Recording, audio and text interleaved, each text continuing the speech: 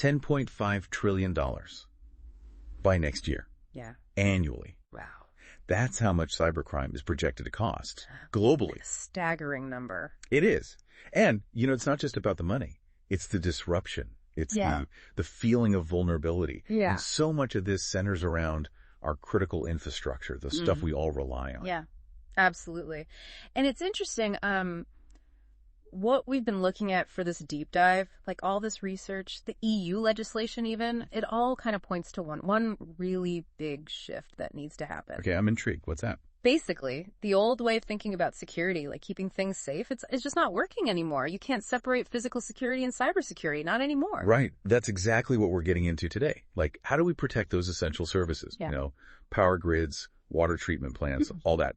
And for a long time, it was all about guards and gates on the one hand, and then firewalls and encryption on the other. Two totally separate worlds. Exactly. Yeah. And that's the problem. So that's our mission today, to really dig into why that separation, that siloed approach, why it makes us so vulnerable, and then what happens when we start thinking about it differently. Like, what is this security convergence everyone is talking about, and how does that actually make things more secure? Lots to unpack there. Should be a good one. Right. Let's get into it. So help me understand this. Why is this convergence thing so crucial now? What's changed? Well, I think the biggest thing is just the sheer interconnectedness of everything these days. Like everything is connected, and it's all driven by this push for efficiency and, of course, all the technological advances. But yeah, I mean, think about it. They estimate there are more than 30 billion connected devices out there. 30 billion. That's insane. It is. But it's not just our phones and laptops, right? We're talking about the whole Internet of Things. Right. And in industrial settings, that's IoT, like smart grids. Yep. The ones that adjust energy flow automatically, traffic systems that respond to congestion, even water networks that monitor themselves for problems. It's pretty remarkable. It is, but also kind of scary when you think about it. I mean, all that connected infrastructure, and when we consider critical infrastructure, has also changed a lot, right? Yeah. It's not just bridges and power plants anymore. Definitely not. Yeah. It's a national security issue now, how reliable all these systems are. But what's kind of wild is there's actually no real global consensus on what sectors are officially included. Water and energy, obviously. But IT and telecoms, healthcare, finance, it really depends. Wow. So there isn't one clear definition of what's considered critical infrastructure. That seems like a problem. It definitely can be, because how a government defines it directly impacts their security policies, like how much money they spend protecting it and regulations, things like that. And it gets even more complicated when you realize that a lot of critical infrastructure, most of it actually, is privately owned, up to 85% in some countries. 85%? Yeah. It's a huge percentage, so a clear definition.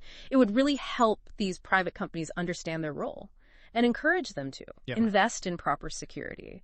It would also make it easier for them to share information about threats with each other and with the government. Okay, that makes sense. So more interconnectedness, more things being considered critical, and all this blurring of lines between physical stuff and digital stuff. Yeah. And that brings us to the real crux of it, the vulnerabilities, these cyber physical threats. It's a whole new ballgame. Yeah. Let's talk about that, because the attack surface, it's not just about locking down a building or a network anymore, right? It's so much bigger now. It is way bigger. It's not just about the perimeter. Think about all those billions of IoT devices we talked about. Many of them unmanaged, outdated software, full of holes, basically. Yikes. And the crazy thing is, how easy it is to find these weak spots. Hackers actually have specialized search engines to find these insecure devices. No way. Really? It's pretty wild. And then once they find them, it's often really easy to get in. Default passwords, no security features at all. And sometimes they're not even after the device itself. It's just a way in, a stepping stone to something bigger. Like one weak link can bring down a whole network. Okay, so then that's where these hybrid threats come in, the ones that use both physical and digital means. It's like, it's not either anymore, it's both. You got it. It's this blending of someone could hack into a network and then, I don't know, mess with the equipment, like remotely open valves at a water treatment plant. Yeah. Or the reverse, someone breaks into a facility, gets physical access, and then uses a computer there to get into the network. It's like something out of a movie. Right.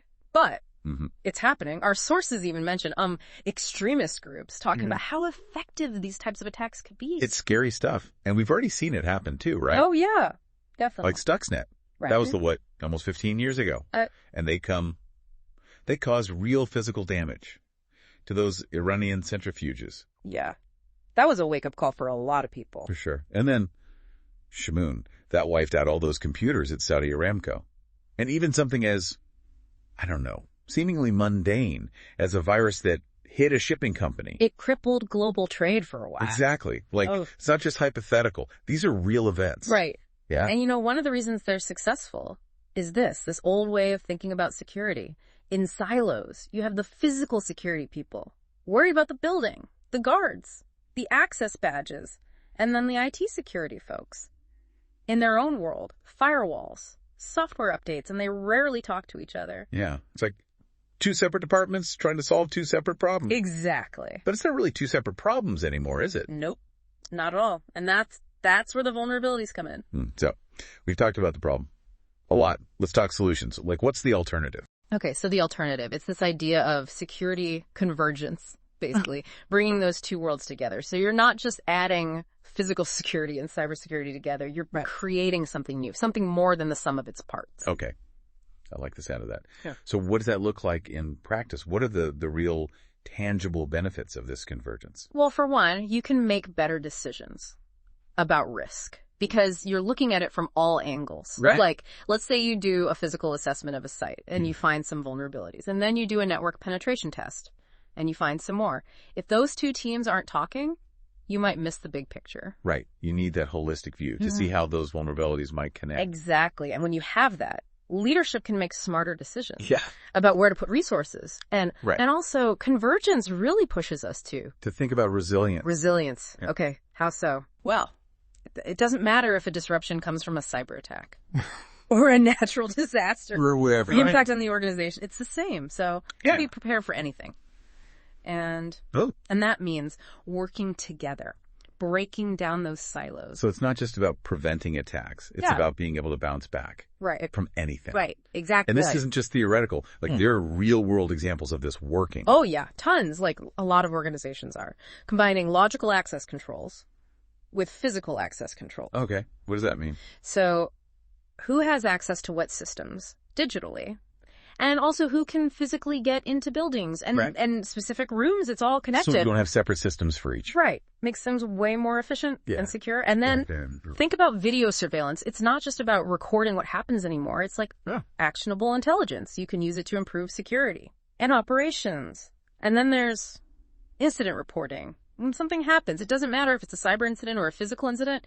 Everyone needs to be on the same page. Okay. So I'm seeing a theme here. It's not just about better security. It's about efficiency, too, and saving money. Definitely. Convergence can streamline a lot of things. Like, you can optimize your budget because you have a better understanding of where the risks really are. You can share expertise across teams, across training and stuff. It can even help with compliance and all the regulations out there. So lots of advantages. But the big question is, how do you actually do it? How do you make this convergence thing happen? Right. Okay. So how do you... Well, that's where a framework comes in, a security convergence framework. Okay. Tell me more about that. Basically, it's a blueprint for coordinating everything, all your security activities, physical, cyber, everything. And of course, the details will be different for every organization, but the goal is the same: better coordination, better collaboration. Got it. So everyone's working from the same playbook. What kind of benefits can an organization expect to see from putting a framework like this in place? Lots. First off, clarity. You define roles and responsibilities very clearly. So you avoid those turf wars we talked about earlier. Yeah. It also elevates security, makes it a priority, and it helps everyone understand how everything is connected. And, most importantly, it encourages a proactive approach instead of just reacting to things as they happen. That's huge. So what are some of the key ingredients of an effective security convergence framework? What should organizations be thinking about? Well, you got to have buy-in from the top. Leadership needs to be on board 100%. And then it's usually a good idea to consolidate things, put someone in charge of all security. That's worse. With the budget to back it up. And then focus on proactive risk management. Identify threats before they become problems. And of course, you need good governance and oversight to make sure everything's running smoothly. And there's some broader principles too, right? Like things that should guide the whole process. Yes, definitely. Like Inclusion. Make sure everyone has a voice. Transparency. Open communication. Compliance, obviously. And a strong focus on ethics. And then, metrics. Yeah. You need a way to measure how you're doing. And of course, risk management. That's the foundation of it all. So, we've talked about the need for convergence, the benefits, the frameworks. But what about the laws? Like, is the government doing anything to push this forward? Absolutely. Yeah. The EU, in particular, has been leading the way with a lot of digital legislation. Okay. Like what? Well, there's GDPR, of course, the big one, all about data protection. But then there are others more specific to this topic, like the NIS directive, Network and Information Security. They're actually updating it right now to NIS 2, even stricter cybersecurity rules for a wider range of organizations. Yeah. And then on the physical security side, there's the Critical Entities Resilience Directive, CER, replacing the old Critical Infrastructure Protection Directive. Wow, so it sounds like the EU is taking this pretty seriously. They are, but it's kind of interesting. Even at the government level, they still tend to treat cyber and physical security separately. Like when they were working on CER and NIS 2, they talked about combining them, but in the end, they kept them as two separate directives. Huh. So even at that level, we still see those silos. Yeah, to some extent. It's a work in progress, I guess, but there are industry standards out there that offer some good guidance, like IEC 62443, Cybersecurity for Operational Technology, and then the work CEN TC 439 is doing on CIP standards. Critical Infrastructure Protection, the next versions of those, they'll probably have a more integrated approach. So things are moving in the right direction. Okay, good to know. So we've talked about the benefits of convergence and the frameworks and the laws. But what about the human element? Like, how do you actually get IT security people and physical security people to work together? They come from such different worlds. That's the toughest part. It's a cultural thing. IT folks are all about innovation, new tech. Physical security is more traditional. Law enforcement background, military. So their priorities are different. Their language is different. It can be a real clash of cultures. So how do you bridge that gap? First, you got to create a common language. Make sure everyone understands each other. And then find ways to work together on things like emergency planning. That forces people to collaborate. And then risk management. That's something everyone can understand.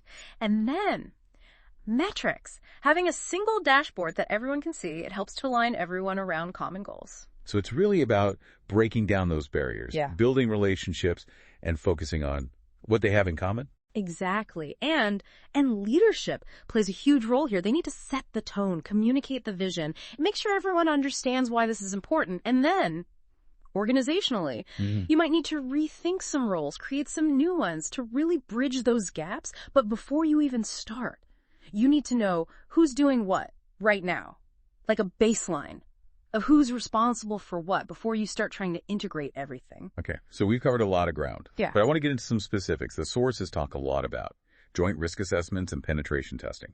Why are these so important for convergence? Well, risk assessments are the foundation of any good security strategy. But if you're doing separate assessments for cyber and physical, you're missing the big picture. You need a unified approach that considers both and how they interact, because sometimes a vulnerability in one area can create a bigger risk in another. Can you give me an example? Sure. Let's say someone breaks into a building. That's a physical security issue. Right. But what if they gain access to a computer? That's now a cybersecurity issue. And that could have huge consequences. So you need to think about these things holistically. Okay.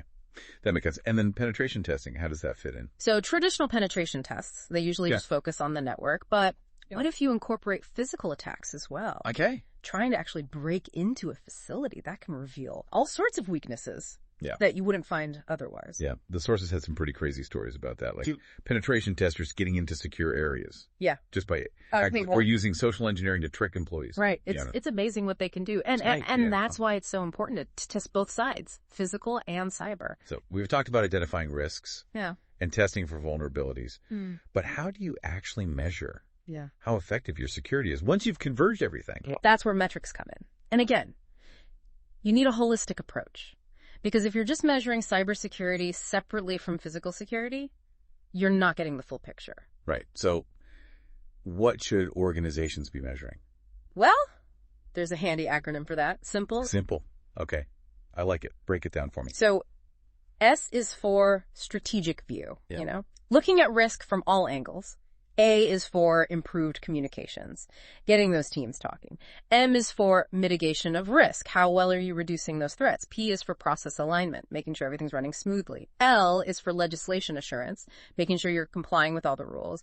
And E is for effective evaluation, basically. Yeah. Are your efforts actually working? Measurable goals. Yeah. That everyone can understand. And those goals, they need to be tied to the organization's overall objectives, not just security for security's sake. Right. It's got to be aligned with the business. Exactly. So one last thing I want to touch on, this idea of converged security information management, CSIM. What is that? And how does it fit into all of this? So, CSIM, it's the next step in the evolution of PSIM, physical security information management, which basically integrates all your physical security systems into one interface so you can see everything in one place. Okay.